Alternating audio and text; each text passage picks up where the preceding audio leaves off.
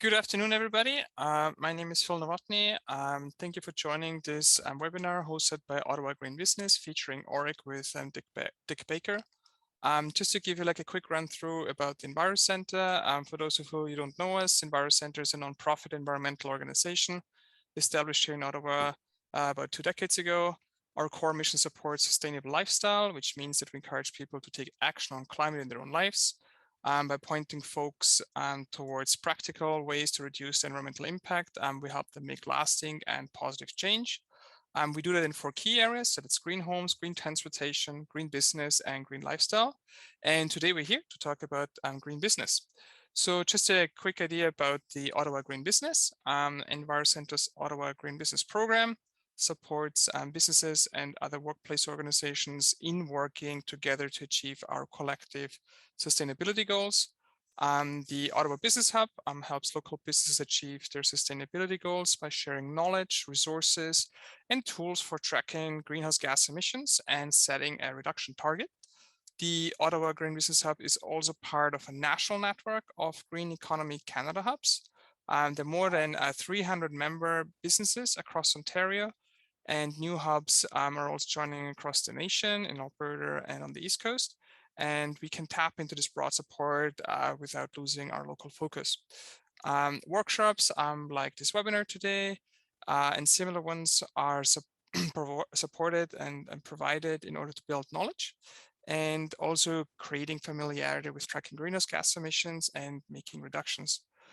Members of the Ottawa Green Business Hub also have access to tools and resources to streamline their journey towards a more sustainable future and net zero. So if you want to know more, check us out at ottawagreenbusiness.ca. And to stay up to date, please also sign up for our newsletter. I'll post the link in the chat. And on the logistical side, just a few notes. Please note that this session is being recorded. Please keep yourself during the presentation mute. We will be monitoring questions in the chat box, and as part of the Q&A, follow up with those. And if you're watching this as a recording, hello. And please record any questions you have and send them to greenbusiness@envirocentre.ca. And without further ado, let's get to today's subject. And I'm passing the virtual mic to Dick Bakker from OREC. Okay, thank you very much, Bill. Can everybody see that? Not yet. Can everybody see the first slide? Not quite yet. Did you click the share your screen button at the bottom there? Okay, share screen button. There we are. All right. And now slide. Perfect. Okay, almost.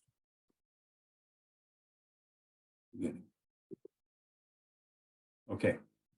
So I'm going to talk about the Ottawa Renewable Energy Co-operative, which is a locally owned for-profit cooperative, and what we are looking for as far as projects. This session came about because Phil and I were talking about OREC's challenges, not in raising money, not in growing our membership, but in finding projects and in getting businesses in the Ottawa area to understand what we could do. So he said, why don't we do this? So, okay, whoops, I hit the wrong button. I go back. I apologize.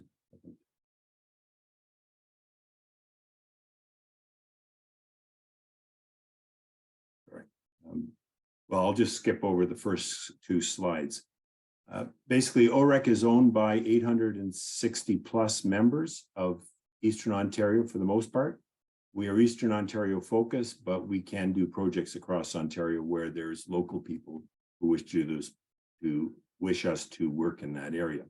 We own generation projects and energy retrofit projects. Those 680 members have invested $11 million. Some of it is equity, some of it as debt, in 28 projects that are now operating across the region.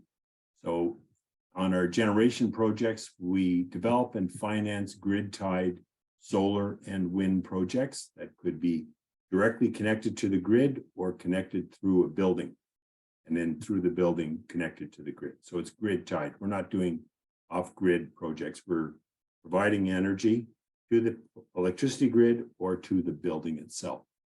It enables community ownership of those renewable energy assets. We have over 3 megawatts of generating capacity today.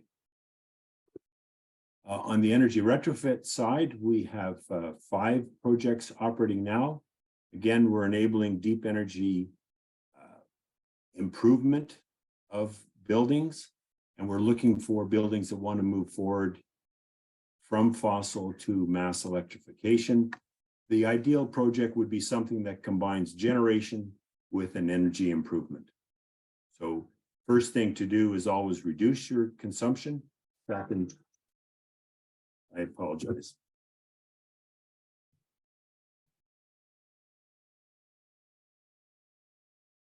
The first thing to do is always to reduce your consumption. And second thing is to do new generation if you can on the building. So we're looking for organizations that wish to do one or both of them, preferably both of them. Our mandate is to develop patient capital within the area that wants to make a positive carbon legacy.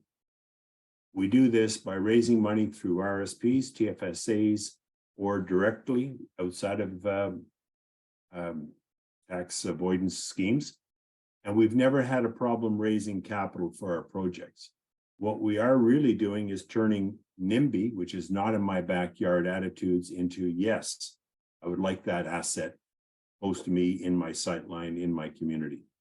So we're an outlet for people who want to make a statement and make an improvement in their business operations and have some positive impact on the environment. We engage local capacity through a cooperative model, so we have a good rapport with local integrators, installers, consultants, and auditors. And we're very transparent with our clients and partners. So when we do a project, we show what our costs are to our members, to our partners, so that we can build this together. The pictures that I'm showing are all pictures of operating sites that we own. Operational projects today, we have 22 solar projects in Eastern Ontario. 19 of them are feed-in tariff contracts where we supply that power to the grid. 3 of them are net metering projects where we supply power to the building. And then if at nighttime the building takes power from the grid, in daytime when we're overproducing, it supplies a bit of power to the grid. So it's going to the building first, then the grid is actually a battery. We also have 1 wind project in partnership with Oshawa Power, and it's the only project where we have outside debt right now. We have 5 projects with Ottawa area school boards, 5 projects with housing co-ops, and then other projects with farms, vineyards, factories, commercial operations. And then there's the 5 lighting retrofits. So we have a wide range of partnerships, and we want to continue expanding that. Our strengths are really our membership. Our members live in the community.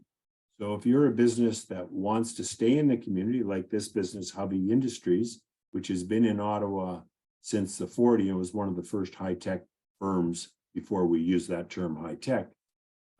If you're a local business that wants to be seen and active in the community, we're a financing opportunity for you.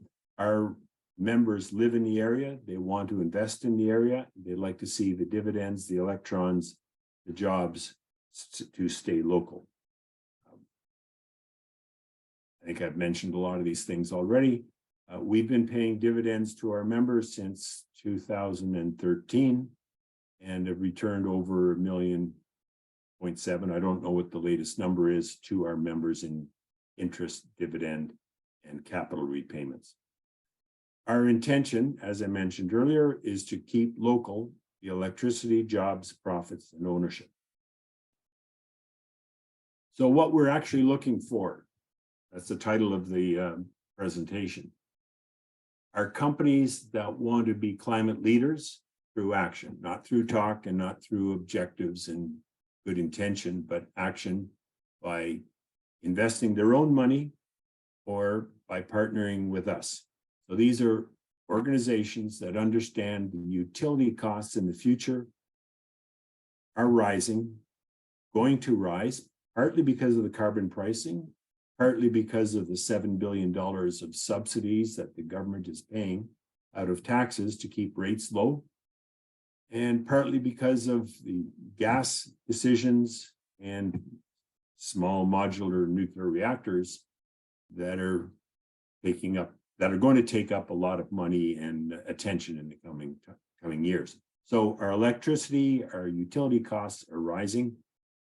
With on-site generation, deep energy retrofits, we can control those rises. So we can constrain the utility impact on our bottom line.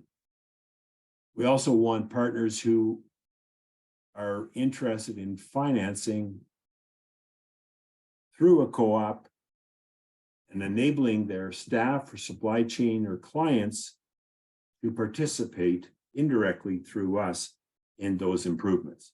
So sports facilities or retail operations that have a large community of interested people, those individuals could join OREC, and through OREC could participate in the improvement in their buildings, not directly, but through participation in our portfolio of projects. The ideal partner has many or some of the following items. So for solar, you need at least a significant roof. We can't afford to do small projects. If it's a small roof, I suggest you approach it completely on your own investment. But if you have a large roof, let's say 50,000 square feet on a flat roof or on a sloped roof, 25,000 square feet of slope to the south, southwest, southeast, that's a project that would likely be of good interest to us. Larger than that, of course, is going to be slightly more cost effective as the size goes up. A Class B electricity customer, that's the category of rates that where the customers would gain the most benefit by having on-site generation. And an advocate within the company who has the ear of the owners, who is going to push through the inertia that is all around us that's preventing us from taking these climate actions. You should also have an interest in net metering, solar, and storage, and be interested in outsourcing. If you want to do everything yourself, you don't really need us. If you're a large enough organization to have a dedicated operations facility, staffing for this, then I suggest you invest your own money directly. If you're looking for more or less turnkey efficiency actions, nothing is totally turnkey. There's always going to be some impact on your operations as the processes change and adapt to the new efficiencies, but that's true of all change. And most importantly, your organization needs to be looking to electrification of your infrastructure. That's the core of what we're doing. The society is slowly, with bumps and changes, moving to electrification of transport, heating, cooling, air conditioning, all of those aspects of utilities are going away from fossil and some electrification to electrification, which is infinitely more efficient in the joule consumption than oil and gas, natural gas, etc. And the other things, these are kind of repeating what I just said, is the businesses that we want to work with are those that have a long view, that want to stay in the facility or are building a new facility. That's actually the best time to put these measures in. If you're in a building that you're going to keep, that's great, but it is more expensive and trickier to retrofit a building than to build it from scratch with these new, more efficient tools. If you're building a new building, let us know. We can invest in components of that building as a financier. So put the solar on before you put up the roof, so that you design the roof with solar in mind, et cetera, et cetera. You also have to want to work with a financing partner like us that has a long view of the energy business. We're not a bank. We'll never be that flush with cash, of course, but we don't have banking covenants the same way that the financial institutions have. But we do understand the energy business and see the changes that are coming even before this province does, because there are changes happening everywhere in the world that the politicians in the province don't seem to appreciate.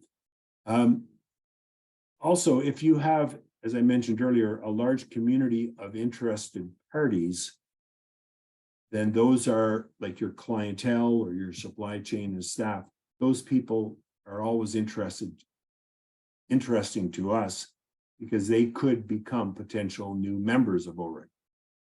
Our objective is to grow from the 5 original people that started it to the 860 now, 2000s. There are cooperatives like us in Europe that are 65, 80,000, 90,000 in Spain and Belgium and Germany.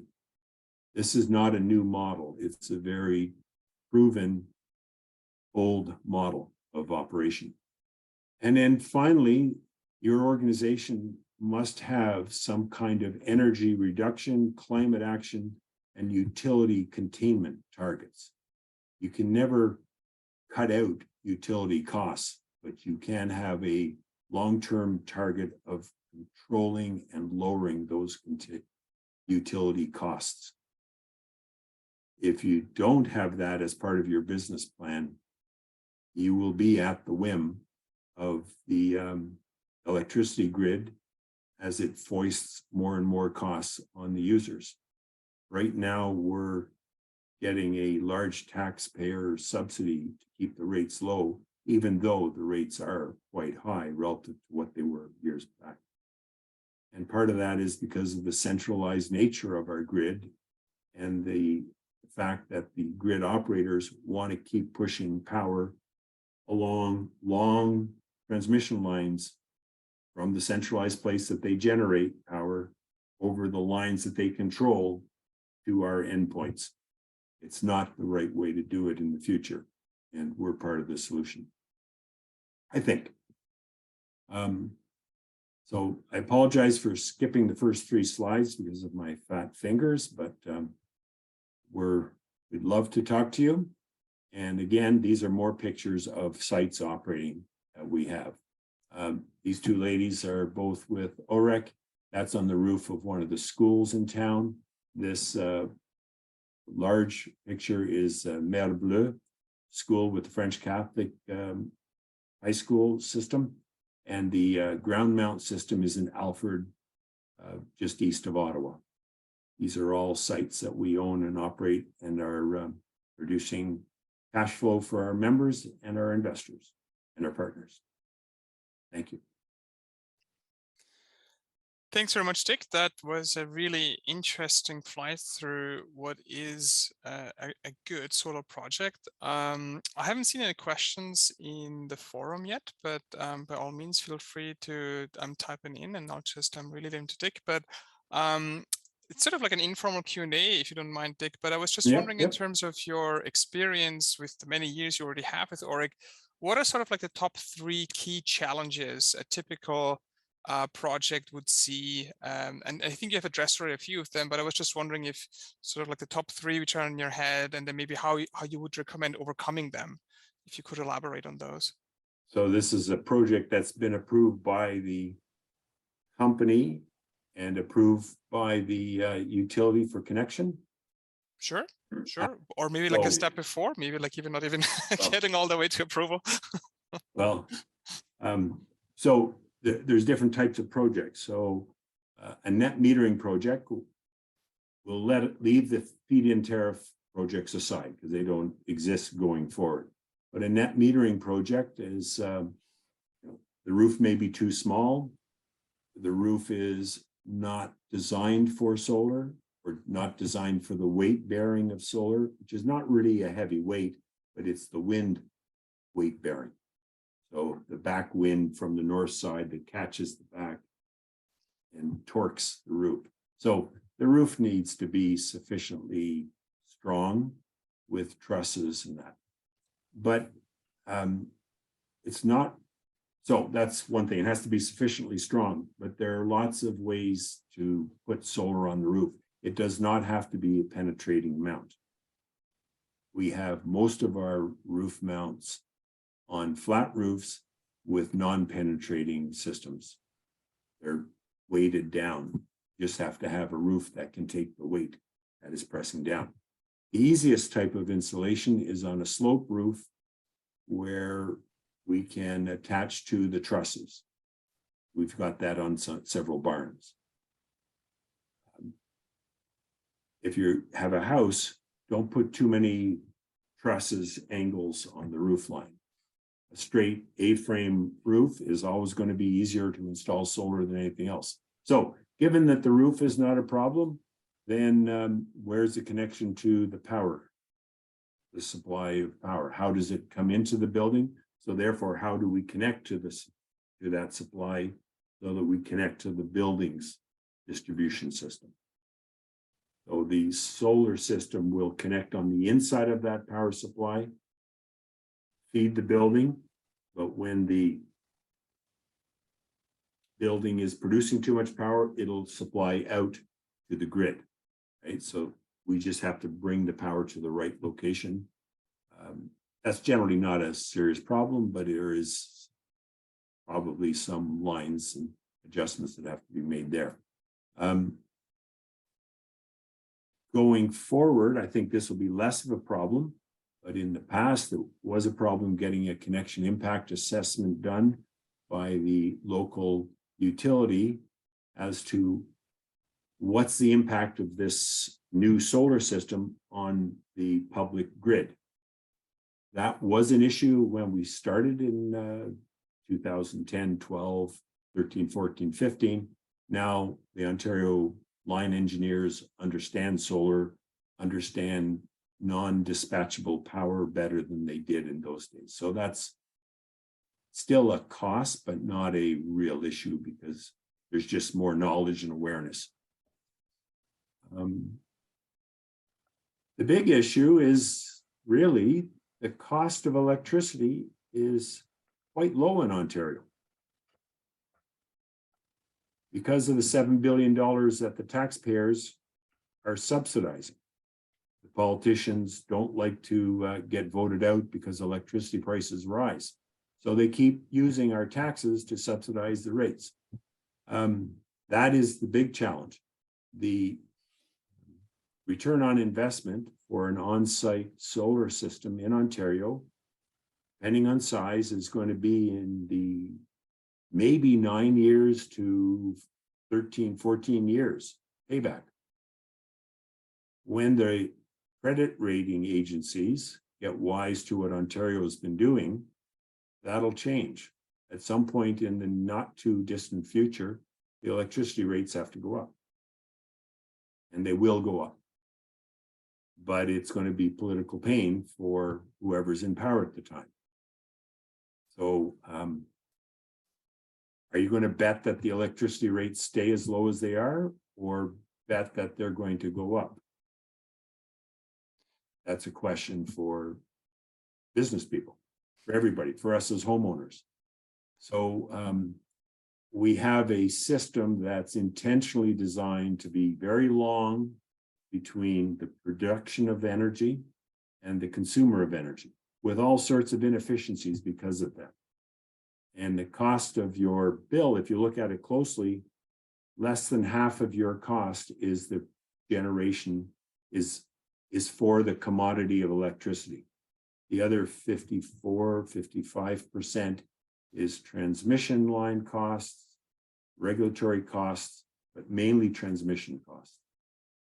Right? So we have a big province with only 3 points that produce 60% of our power: Bruce, Darlington, and Pickering. And we're about to turn off Pickering. So that's 14% of our electricity. So we have to find new sources. And my view is that those new sources of power should be close to the demand, not at the other end of the province. We should be producing power in Ottawa for Ottawa, in Eastern Ontario for Eastern Ontario, not in Bruce for Ottawa, which is what's happening today. And that's an excellent point that you're making. Does having solar on your roof help you to actually have some emergency power? So we obviously experienced the retro storm, and then having solar panels on your roof, that actually help you to keep the lights on? It can help you if you're net metering and you can shut your connection to the grid. But when the power on the grid goes out, it will go out in your home because everything is tied to the grid. But that's okay, because you can just flick it over to just be local. Now, if you add a small battery beside your solar panel and feed it from your panel to the battery and then go out to the grid, it could help you, but it depends on how many lights you have on and how much your demand is. We consume, I don't know, 4-7 times more electricity than the average European. So it's unlikely that you will be able to produce enough power on a small roof if you don't do other energy conservation measures. But it will be beneficial. The real benefit will be not having to bring the power to the community of Ottawa and having more local resilience. Yeah. My neighbor next door to me wanted to put solar on his roof. He was never interested in this until the Direcco came through. Wanted to put solar on the roof and be cut off from the grid because he couldn't stand what was going on. Our street was the last area of Alta Vista to get its power back. And our little corner of the street was the last part of this area because of a little branch. There were no trees down in the neighborhood, but one little branch was hanging on a tree outside of my friend's house. So he was beside himself, but he has a house with 25 angle cuts on the roof. It wouldn't make any sense for him to put solar on. That's an interesting point with regards to going back to, you obviously need a decent amount of surface area for like larger, like medium-sized buildings. Obviously, school is a very good example, or like a factory hall, I presume. Is that a common challenge that you actually find projects with a decent size? Because obviously you need to consider as well when the roof was replaced the last time, and that there are not too many mechanical equipments and things like that on the roof. So is your typical ideal project like more like a school and a large nonprofit? For us, it would be a large school or a medium-sized school or a large warehouse. Well, the other thing is on a net metering project, you must consume the power yourself. If you overproduce in the course of a year, you don't get paid for the power beyond your consumption, right? So you don't actually want to be too big of a producer, and that's a regulatory constraint right now, which at some point in the future probably will change. Because the province doesn't need too much electricity today, but when they turn off Pickering, they will. But roof design is important. You're looking at a picture there of Mer Bleu. You can see where we put the panel and the part where we didn't put the panel. That part is not suitable for solar, unfortunately. If it was slanted to the southwest and was strong enough for us to put solar on, it would be ideal. Right? So we're missing that big section. And we're probably producing 20% of the electricity that the high school uses. That's huge. That's obviously like a massive footprint reduction, given obviously that they have a lot of lights on, Yeah, particularly going but forward with. It is a school with a lot of glass windows. So it's actually a bit of a sink for electricity. You know, it wasn't designed to be efficient. It was designed to look pretty. It looks pretty and is inefficient. Pretty inefficient. That's probably not by choice, but probably by design. I'm just looking in the forum as well. If anyone had any questions, if they want to put it into the chat room, if there are any questions with regards to more specific requirements, what an ideal project is. And if I don't see any. So the other aspect of an ideal project for us would be somebody, I think I mentioned it several times, that has an interest in solar and an interest in driving down their consumption. Let's say by putting in air source heat pumps as opposed to a natural gas heating system. You do air source heat pumps, you can do heating and cooling simultaneously with the same equipment, not simultaneously, but heating in the wintertime, cooling in the summertime. It's basically an air conditioner that runs in reverse and takes the heat out of the cold air. This is true in the winter, brings it in and takes the heat out of the building in the summer, pushes it outside. So it transfers heat in and out. Yeah, it makes sense, as you say, like to emphasize the aspect of like if you want to reduce your consumption and at the same time electrify it, then obviously that's a perfect alignment. And I just saw actually hands, so feel free to unmute yourself and ask the question. Thanks, Phil. It's Aaron Thornell from the city of Ottawa, but full disclosure, I did used to work with the Ottawa Renewable Energy Co-op. Dick and I used to work very closely together. It's great to see you, Dick. Sorry, I missed the start of your presentation. I'm not sure how much you can say about this, Dick, but I know OREC's been in some ongoing advocacy talks with Hydro Ottawa and by extension the Ontario Energy Board regarding what I think is an exciting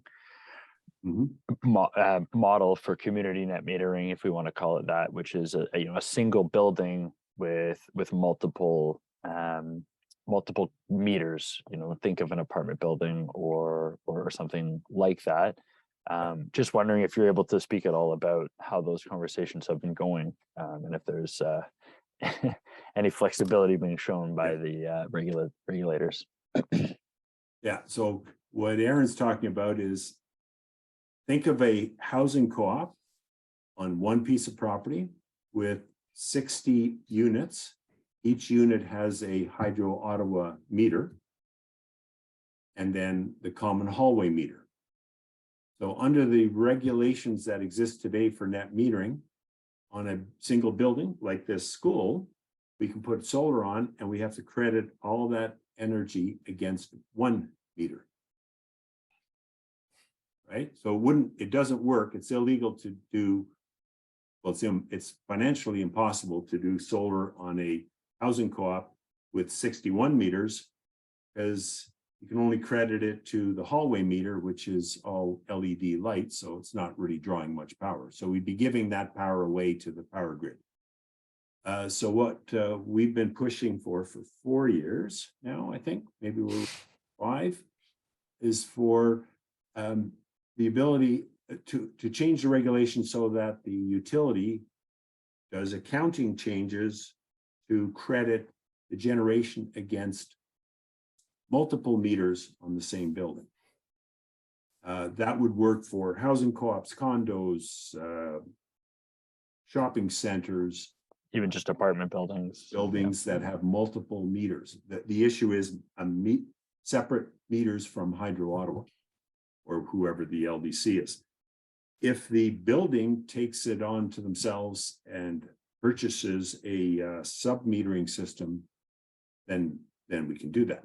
So anyway, Aaron, and to the world, I can say that the Hydro Ottawa folks under Bryce Conrad's signature have sent a letter to the minister specifically asking for this regulation to be changed And we haven't heard back yet, but I assume we will fairly soon, because unbeknownst to us, on the 21st of last month, October, the Minister of Energy sent a new directive to the Ontario Energy Board, telling them to become much more favorable to distributed energy resources and localized generation and energy conservation initiatives, et cetera, et cetera. So Hydro Ottawa's letter is perfectly timed to take advantage of the minister's directive to the Ontario Energy Board to do these things. Here's a specific thing you can do right now, Minister, under your purview. You're telling the OEB to do this. Let's see what you do. This would be the first change in the Stalinist regime we have in the electricity grid here, to allow for credits across the grid. If you look at Saturday's Globe and Mail, the business section, there's a 2-page spread about the explosion of renewables in southeast and south central Alberta, across the whole province, but especially along Highway 2, where the province has allowed for something called virtual net metering, where a generation site can deliver into the grid and provide credits to another entity. So businesses are buying their power through the grid virtually from a generation site that's not on top of their building. Right? So what we're talking about here in these slides is net metering, where the generation is on the building. Solar, could be wind, it could be biogas, it could be a small run of river beside the building. There's different ways of doing this. Solar is simple and easy and straightforward, but there are other ways to do it. But what Alberta is doing, and the next ask, if we get this first one to Ontario, will be virtual net metering. So those solar panels could be at another place, and the credits for that generation applied to this building. So what we'd like to do is something called community solar gardens, where there's a generation site that OREC owns on a location that helps the electricity grid, because there's places where they need the power, and we sell the credits to our members. Our members who live in a house that has trees all around it, or live in a condo that's tall and narrow and there's no room on the roof for solar, they can actually be buying their clean electricity through OREC from a site somewhere in Ottawa that is optimized to make the grid more resilient and stronger. That would be good for our members.